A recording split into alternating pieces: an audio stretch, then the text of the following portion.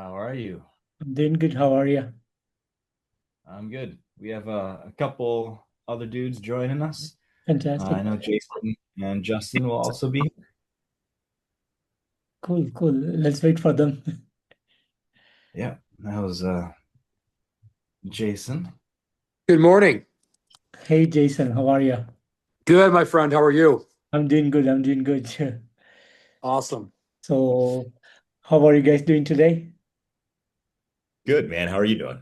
I'm doing good. Thanks for asking. And so guys, your fifth studio album, The Crawl, is to be out on 3rd of March. So, would you like to tell me a bit on the songwriting and production that goes behind this new upcoming album? Why don't you guys start? I've always got stuff to say. Jason, let's let Jason take this one. Yeah, Jason never starts. Wait, no, Jason, I'm the drummer, tell so us I don't about have this much. new I don't record. have much to say. You're the backbone. You're the everything. I am. So, what was? I'm so sorry. Repeat the question again. So the album is good to be out on March 3rd. So would you like to tell me a bit on the songwriting process and the production that goes behind this new album? So, Alex and Mike will typically bring some riffs to a rehearsal, and we'll mess around on those riffs, and we'll kind of ABC them together in my basement, which is pretty great. So we have a good practice space, and then we will record them, listen to them, and then work them out. Pretty much, I just sit back there and play.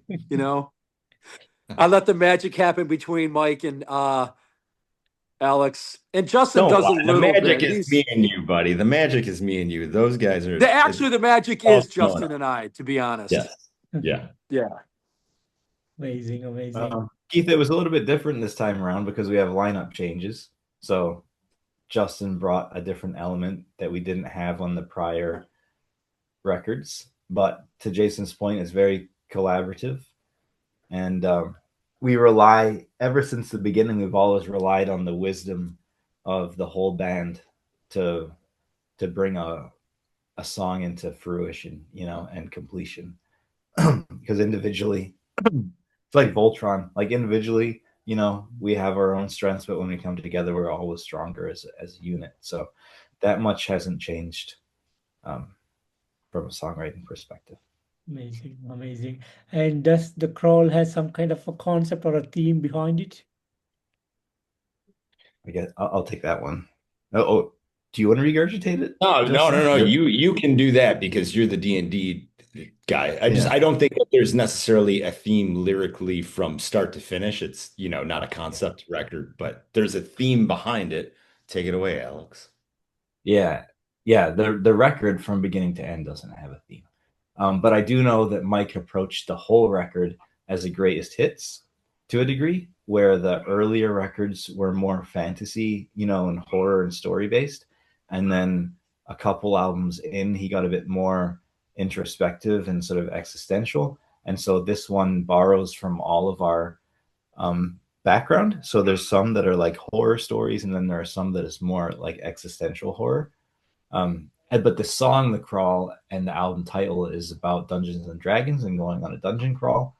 And the general idea is that there's a lot of a metaphorical perspective on when you go on a dungeon crawl, you have to have a strong party of diverse members to be successful. If you have 5 barbarians on dungeon crawl, you're going to be very strong, but very inadequate in other areas of the game. So the diversity is part of the strength. So that's like a metaphor for kind of us going on our journey as a band.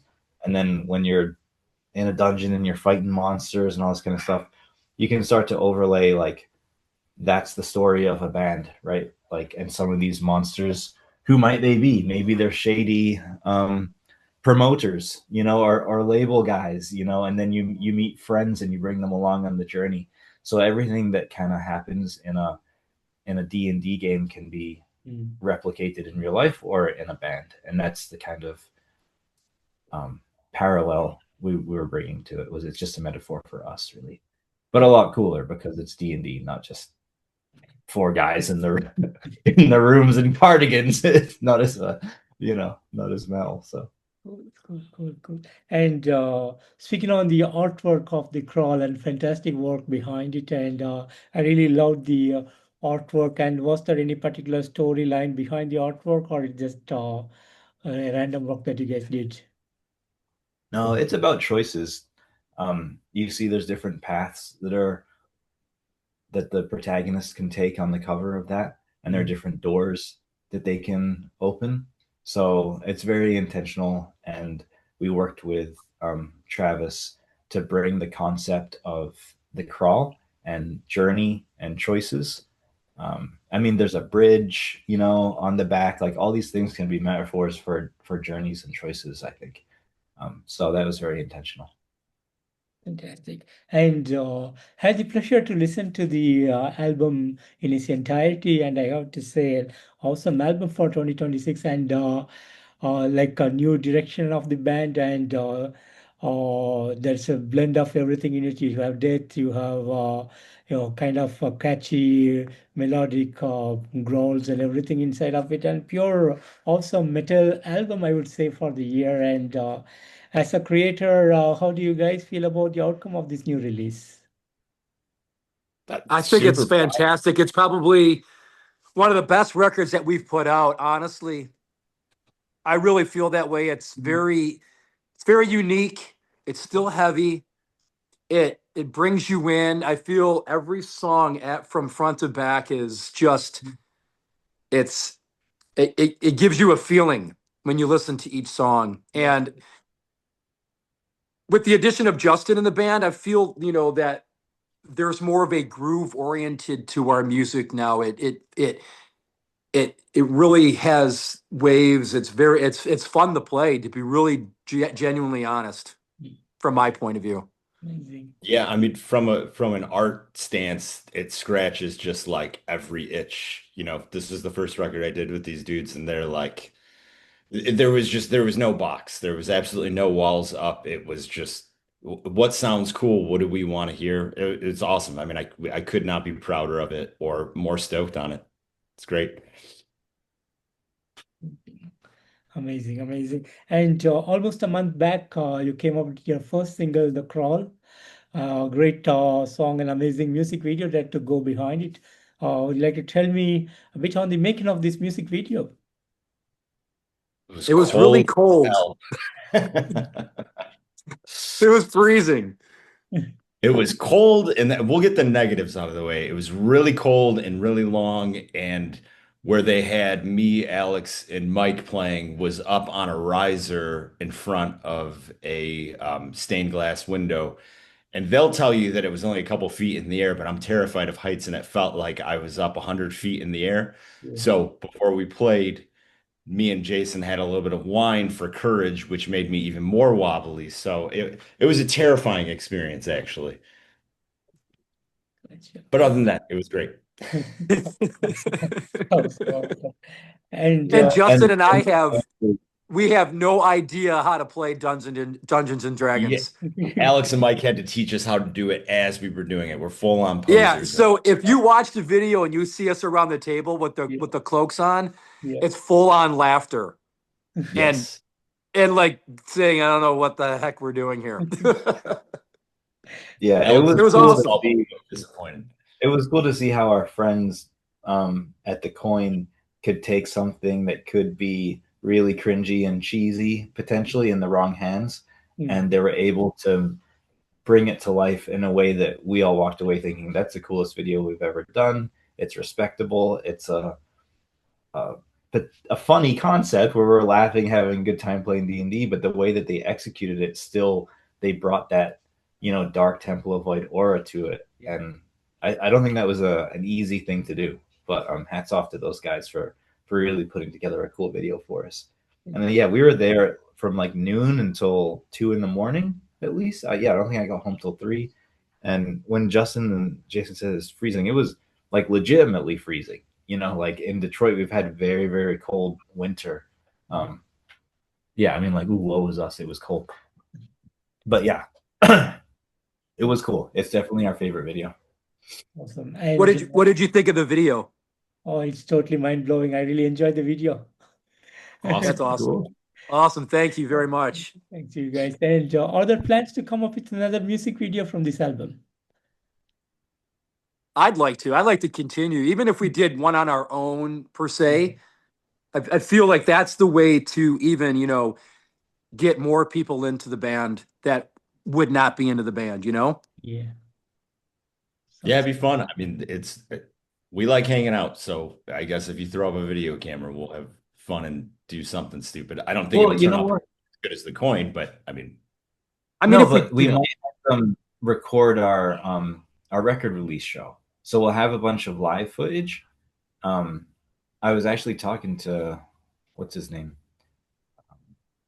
Camille about potentially taking some of the B-roll from that shoot, because we'd had so much. I mean, you saw like whatever 6-7 minutes of it, but like I said, we were there from 12 till 2 in the morning. They had multiple days of shoots on there. There's a lot of B-roll, maybe we can take some of that live stuff and then take some B-roll and make like another video in a sense. So yeah, I really thought in my heart of hearts you were going to say you talked to Camille and you guys were talking about bringing actors out on stage at the release show with armor and shit. And I was like, dude, you got to check in with us first. He sets up a D&D table. Oh, yeah, that would be awesome. Cool, man. Cool. And as the album is almost to be released on March 3rd, so do you guys have some big plans for the day of the release? No. No, just getting ready for our record release show. That's our big plans. Yeah. The next day, we're hoping people like it. Yeah. Well, our big plans are just going to be looking at the internet and seeing if people shit all over it or not. Yeah, people could hate it. Yeah. So. Cool. And are there some festivals or a big touring plan coming up for you guys? No. Nothing yet? No, we have a couple shows. The record release show is going to be in Detroit with some of our friends in April. We're going to play Chicago. Guys, I was talking to Tito again about Europe, maybe in the winter or something. I don't know, like over winter break, but I didn't even want to bother you with that, Justin. You're so busy at the moment, but if we could actually get dates and maybe we go. Yeah, dude. Where are you? Yeah, like where are you based out of, Keith? Oh, I'm in India. Let's go to India. Crazy. That'd be awesome. My God, if you have any hookups in India, yeah, we'd love to come. Dude, that Godless band is awesome. Yeah. I just heard them for the first time not long ago. They're fantastic. Hey Keith, what's the metal scene like in India? Oh, it's amazing. We have so many bands coming up. Like this year, we have Def Leppard coming up. Scorpions playing here, and nice. we have Obscura from Germany coming here. So there's cool. And Behemoth was supposed to play, but the last moment got to cancel due to some issues. So there's a lot of things happening here lately, guys. Wow, that's awesome. Set it up. Let's come, Keith. Yeah, absolutely. That'd be amazing. Yeah. Looking forward to that piece. And the band started way back in 2013, and now with The Crawl, you have 5 full-length albums. So how do you guys feel about the road that you traveled so far? It's a good one. The first word that comes to my mind is proud, is pride, because I look back on the demo, like when we first did the demo, I was so stoked on what we did, and I couldn't believe it was the 5 of us who did it. I was like, I don't know. The quality from my perspective as trying to listen to it as a listener, I thought was there from the get-go, and the cohesion was there. And every album, I don't want to go into like the details of every album, but every album was a landmark for me, for the band. And I don't look back on any of it and go, oh, it wasn't until this point where we hit our stride, or you know what I mean? Like I'm just so proud of like all our releases, and I'm excited that each time we're able to do something different, like stay core, to who TOV is and what TOV is, but also never rewrite the same record twice. And that's, as a musician, that's what keeps me excited about the band, you know, because we don't retread things. We get better. And yeah, I'm so proud of all the guys, and I'm so happy to have such great friends, you know, because if it wasn't for this band, I wouldn't know Jason, and I wouldn't know Mike.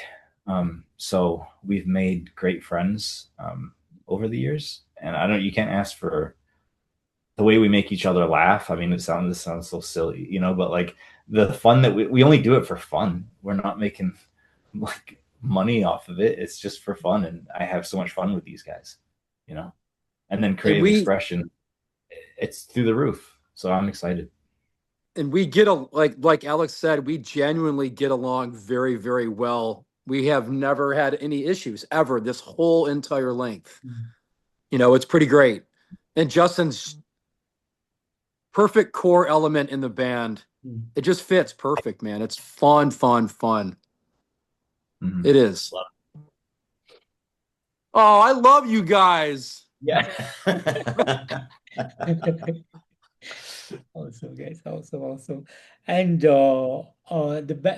since the last album, your route was more of a death or doom metal, but with this album, you said, let's forget about the old school way and let's try something different. Did you guys felt like you were taking a risk on making this album, but still it sounds so amazing. I enjoy this album, but what went through your mind when you came up with this new idea?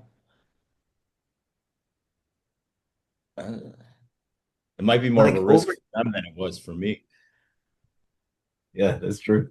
Like over time, we've always brought in that extra element that wasn't death doom, and that's part of what makes Temple of Void since the very beginning.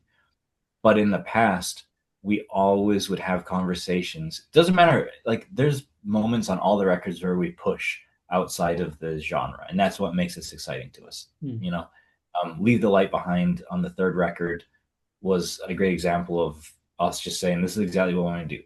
On the last album, on the fourth album, Mike's closing song, it's like acoustic, and he's singing, and it sounds like, you know, like Changes or something, you know, from Sabbath. Like that was us doing whatever. We always do whatever we want.